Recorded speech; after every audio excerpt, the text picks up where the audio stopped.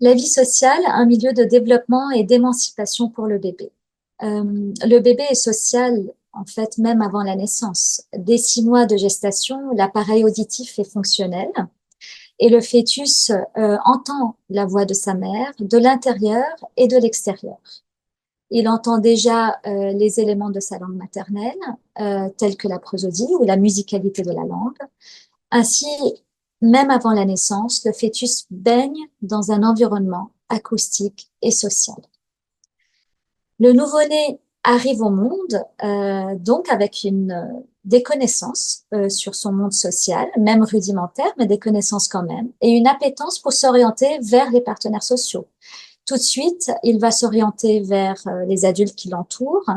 Il va suivre leur regard, établir un contact visuel.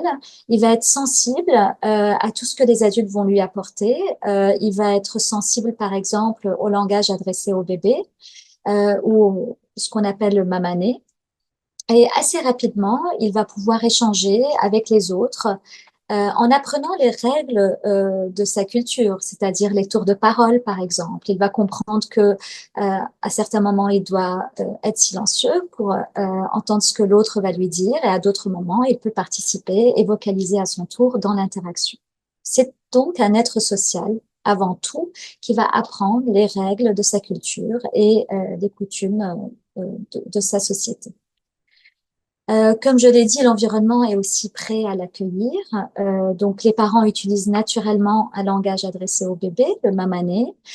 Euh, L'interaction est souvent naturellement multimodale, c'est-à-dire que les parents, mais aussi les autres adultes de son environnement, vont utiliser différents sens pour interagir avec le bébé grâce au toucher, au langage, à la vision, au bercement. Donc, l'interaction est naturellement multimodale, ce qui permet au bébé d'utiliser toutes ses ressources pour entrer dans l'interaction.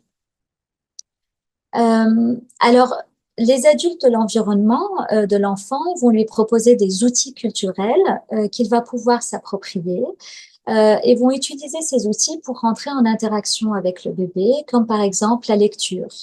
Dans notre société occidentale, les livres prennent une forme et une importance dans l'interaction. Et donc, les livres et les moments de lecture sont des moments privilégiés, comme d'autres moments avec d'autres outils culturels.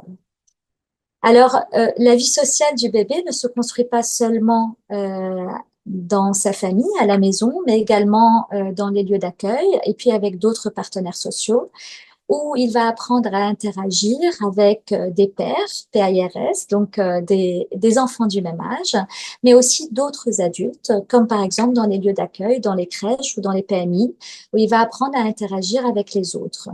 Et ces autres représentent également des adultes de référence, des adultes qui vont lui amener ou lui apprendre des choses sur sa culture, sur les règles sociales, sur les normes, qui sont tout aussi importants que ce qu'il va apprendre à la maison avec ses parents.